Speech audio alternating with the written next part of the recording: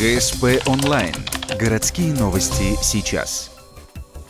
Вторник, 10:00. Городская администрация. Антикоррупционный семинар. Он проходит в рамках Дня противодействия коррупции, который отмечается 9 декабря. Сегодня здесь присутствуют начальники управления, работники кадров, муниципальные служащие. На семинаре рассматривается также регламент работы администрации. Он состоит из 15 разделов. Утвердили его относительно недавно, 17 ноября. Организация работы с документами – дело непростое. Разобраться в ней помогают сегодня специалисты. Как правильно подготовить проект постановления, распоряжения, какие к этому проекту должны быть нормативные документы, то есть пояснительная записка, как правильно подготовить сам проект постановления или распоряжения, потому что сейчас этот вопрос очень актуальный. Также вопрос посвящен и работе с обращениями граждан.